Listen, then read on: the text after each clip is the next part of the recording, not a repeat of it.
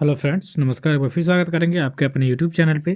तो दोस्तों, समय हो चुका है आपका एसएससी जीडी कांस्टेबल और बिहार एसएससी के लिए। ठीक है, जो भी तैयारी कर रहे हैं हमारे साथ जुड़ सकते हैं। फ्री की क्लास दी जा रही है आपको, और एग्जाम आपके एग्जाम तक, ठीक है, फ्री में दी जाएगी। तो स्टार्ट करेंगे पहले क्वेश्चन से। वीडियो अच्छी लगी तो लाइक कमेंट शेयर करिएगा और चैनल को ज़्यादा से ज़्यादा सब्सक्राइब करिएगा। तो चलिए स्टार्ट करेंगे दोस्तों पहले क्वेश्चन से। निम्न में से किस महाद्वीप को प्यासी भूमि का महाद्वीप कहा जाता है? ये वेरी इंपॉर्टेंट क्वेश्चन है आपके एग्जाम की दृष्टि से। तो देखिए, प्यासी भूमि का जो महाद्वीप है, यह आपके कहा जाता है अफ्रीका महाद्वीप को। ठीक है, अफ्रीका महाद्वीप को प्यासी भूमि का महाद्वीप कहा जाता है। ठीक है, तो याद रखिएगा, विकल्प आपका जो ये होगा राइट आंसर हो जाएगा कि प्यासी धरती का जो आपका महाद्वीप है वो कहा जाता है किसको? अफ्रीका महाद्वीप को। ठीक है, चलिए आगे बढ़ेंगे। देखिए भाई, सबसे बड़ा बात करेंगे तो एशिया महाद्वीप आपका सबसे बड़ा है। ठीक है, एशिया महाद्वीप आपका सबसे बड़ा महाद्वीप है, याद रखिएगा ये चीज़ें। चलिए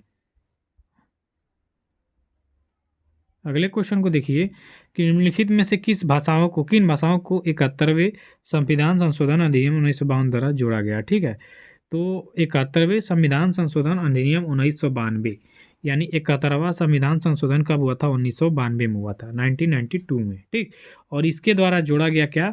आपका मणिपुरी जोड़ा गया, नेपाली और कोंकणी। तो इस क्वेश्चन का जो सही उत्तर हो जाएगा उपरोक्त सभी। ठीक है, कि 71वें संविधान संशोधन अधिनियम 1952 द्वारा आपकी जो मणिपुरी है ये भाषा है, ठीक है, और जो आपकी नेपाली है और कोंकणी है, ठीक है, ये आपकी जोड़ी गई है किस अधिनियम द्वारा?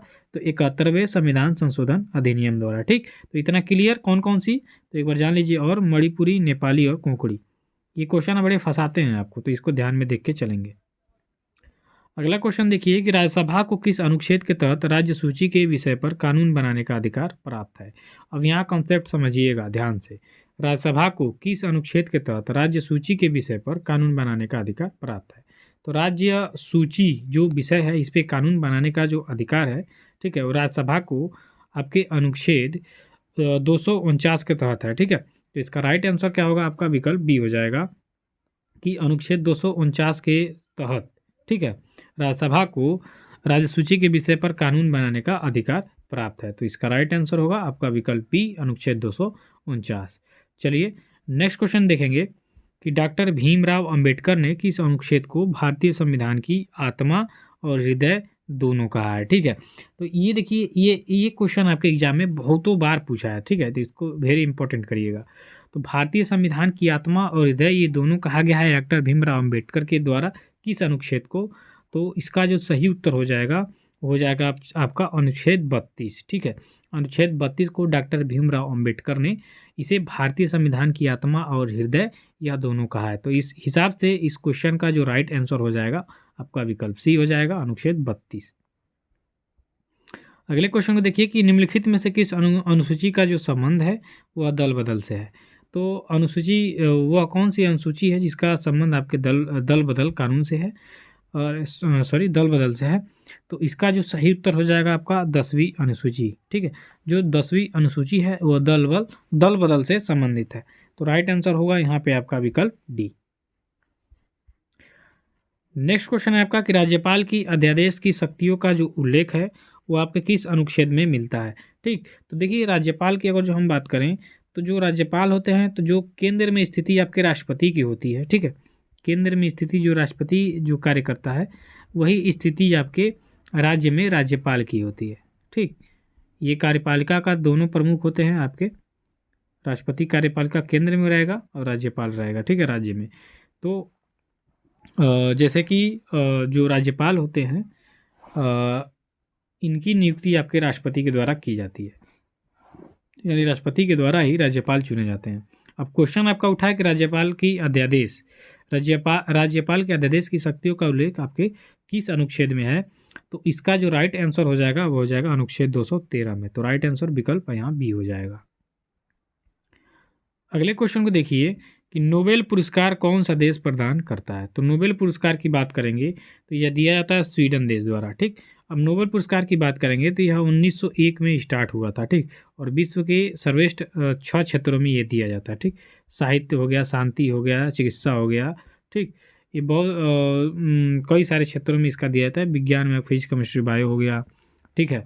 इनके जो होते हैं साहित्य के क्षेत्र में, शांति के क्षेत्र में दिया जाता है, ठीक है। सामाजिक क्षेत्र में आपका दिया जाता है, अर्थशास्त्र के क्षेत्र में दिया जाता है, ठीक। तो ये है आपका नोबेल पुरस्कार। और इसकी जो शुरुआत है 1901 में की गई। अल्फ्रेड नोबेल का आपने नाम सुना होगा, अल्फ्रेड नोबेल, ठीक। बहुत खतरनाक आदमी थे, ऑलराउंडर आदमी, ठीक। चित्रकारिता, वैज्ञानिक, लेखक, सब कुछ थे ये, ठीक। गणितज्ञ, फिजिक्स, केमिस्ट्री, मैंने तो ऑलराउंडर थे ये। तो ये स्वीडन देश से बिलोंग करते थे और इन्होंने खोज किया था डायनामाइट का, ठीक है। डायनामाइट का खोज किया और उसके बाद इन्होंने अपनी जितना डायनामाइट बेच के पेटेंट करा के कमाया पैसा, उसका कहा था कि उसका जो वार्षिक ब्याज होगा उसी के अनुसार आपको ये पुरस्कार देने हैं, ठीक है। तो ये करोड़ों में पुरस्कार दिया जाता है, ये जो नोबेल पुरस्कार दिया, तो 1901 में याद रखिएगा, स्वीडन देश द्वारा दिया जाता है, ठीक। तो चलिए नेक्स्ट क्वेश्चन देखेंगे। आपका नेक्स्ट क्वेश्चन क्या है? निम्नलिखित में से भारत के किस राज्य की सीमा म्यांमार से नहीं लगती है? अभी देखिए ये भी वेरी इंपॉर्टेंट क्वेश्चन है। यानी इनमें से 3 ऐसे विकल्प होंगे जो सही होंगे और एक विकल्प होगा गलत। गलत का मतलब 3 ऐसे राज्य होंगे जो आपके म्यांमार की सीमा से लगेंगे, लेकिन एक राज्य इसमें से ऐसा होगा जो आपके म्यांमार देश से नहीं लगेगा। म्यांमार वही जिसको हम बर्मा बोलते हैं, ठीक है, बर्मा, ठीक है। तो ये म्यांमार जो है, इससे हमारी सीमा जो कौन नहीं लगती है, तो असम राज्य की, ठीक है। असम की बात कर लेंगे तो असम की राजधानी है आपकी दिसपुर, ठीक है। और इसी की जो जो यही जो राज्य है, ये आपके म्यांमार की सीमा से नहीं लगता। बाकी आपके अरुणाचल प्रदेश, मणिपुर और नागालैंड, ये तीनों राज्य आपके म्यांमार देश से लगते हैं। तो राइट आंसर होगा इसका विकल्प ए। अगला क्वेश्चन देखिए, दाभोल विद्युत परियोजना आपका कहाँ पर स्थित है? तो ब्रिटिश की सहायता से ये खोला गया है, दाभोल विद्युत परियोजना। तो दाभोल विद्युत परियोजना आपके महाराष्ट्र राज्य में स्थित है। तो राइट आंसर होगा यहाँ विकल्प आपका बी, कि दाभोल विद्युत परियोजना आपके कहाँ पे स्थित है दोस्तों? महाराष्ट्र राज्य में। अगला क्वेश्चन देखिए, कंप्यूटर का नियंत्रक भाग क्या कहलाता है? ये भी वेरी इंपॉर्टेंट है, ऐसे एग्जाम में आ जाता है आपके क्वेश्चन। तो है आपका CPU। क्या है? CPU। कंप्यूटर का जो नियंत्रक भाग होता है इसको क्या कहते हैं? CPU, central processing unit. ये आपके कंप्यूटर का, इसे मस्तिष्क भी कहा जाता है, ठीक है। और जो आपके क्वेश्चन में आता है कि कंप्यूटर का मस्तिष्क किसे कहते हैं, तो आपके CPU कहते हैं। तो कंप्यूटर का जो नियंत्रक भाग होता है वो आपका CPU होता है। तो इसका राइट आंसर होगा यहाँ पे आपका विकल्प सी। अगला क्वेश्चन देखिए, गुजरात विजय की यादगार में अकबर ने किसका निर्माण कराया था? तो गुजरात विजय के दौरान अकबर ने जो चीज़ अपने यादगार के लिए बनवाया था वो आपका बुलंद दरवाज़ा था। देखिए अकबर ने क्या किया था, सबसे पहले समुद्र कब देखा था? तो वही गुजरात विजय अभियान के दौरान, ठीक। गुजरात विजय अभियान के दौरान ही सबसे पहले इसने अकबर ने क्या देखा? समुद्र, ठीक है।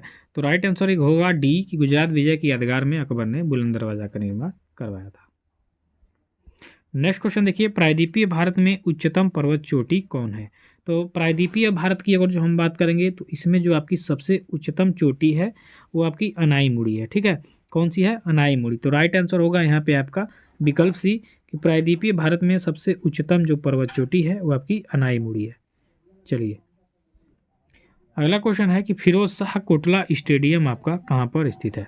तो दोस्तों फिरोज शाह कोटला मैदान की अगर जो हम बात करेंगे तो यह आपके नई दिल्ली में स्थित है।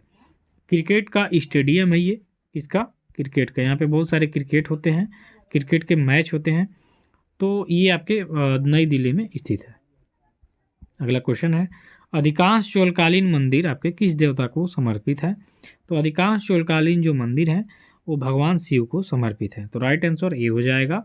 नेक्स्ट क्वेश्चन देखेंगे कि डायनामाइट के आविष्कारक कौन है? तो अभी जस्ट हमने इस क्वेश्चन पे चर्चा किया कि अल्फ्रेड नोबेल ने इसकी खोज की थी। तो राइट आंसर डी हो जाएगा। अगला क्वेश्चन है कि भारत के समुद्री मार्ग की जो खोज है वो किसने किया था? तो भारत के समुद्री रास्ते की खोज आपके वास्को ड गामा के द्वारा किया गया था। 1498 में भारत के कालीकट के बंदरगाह पे पहुंचा था। अगला क्वेश्चन देखिए कि वो निम्नलिखित में से कौन सा उष्मा का यहाँ पे कुचालक है? तो उष्मा का कुचालक वही शीशा होगा इसमें से, ठीक है। तो राइट आंसर बी हो जाएगा। अगला क्वेश्चन है, निम्नलिखित में से किसने भारत पर 17 बार आक्रमण किया था? तो भारत पे 17 बार आक्रमण किया था महमूद गजनवी, ठीक है, गजनवी।